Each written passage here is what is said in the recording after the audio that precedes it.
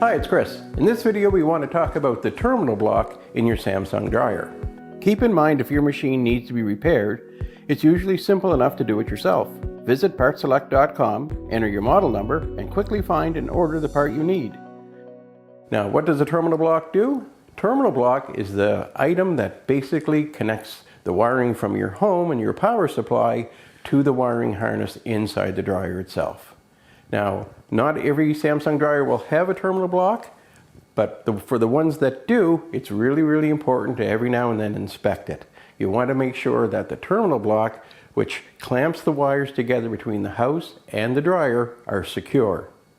If they're not secure, you run the risk of a connection overheating. So that could be one of the wires starts to overheat and arc and actually finally melt.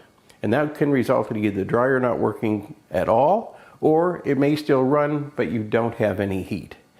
Worst case scenario, if it's not addressed and it's left and it burns up badly, it could potentially start a fire inside the dryer.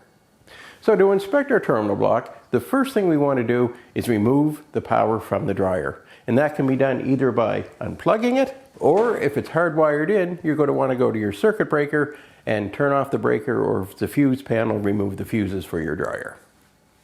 So now that we've removed the power supply from the dryer itself, what we want to do is go around to the back of the dryer where either your house wiring enters the dryer or the power cord that's on the back enters the dryer. So now we have an access panel right here that's going to give us clear view of the terminal block. So we're just going to remove the screw, and that'll allow us to remove the access plate. And now we can clearly see the terminal block itself.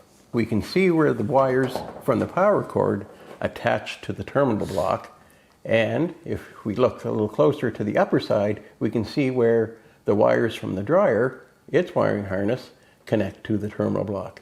So this terminal block is actually making a physical electrical connection between the power supply and the dryer itself. So what we want to do is make sure that the terminal block is in good condition. In other words, where it's mounted, we want to make sure it's not cracked or in some way that it's, if it's loose or just barely hanging in the dryer, that's a safety concern, and that has to be, meaning it either has to be secured properly or it may even have to be replaced if these tabs are broken. As well, where the wires attach need to be tight. You can't have a wire that's loose, such as if the wire was like this. This is a perfect opportunity for this wire to actually start to arc and overheat and eventually burn. So you want to make sure that all of these are tight.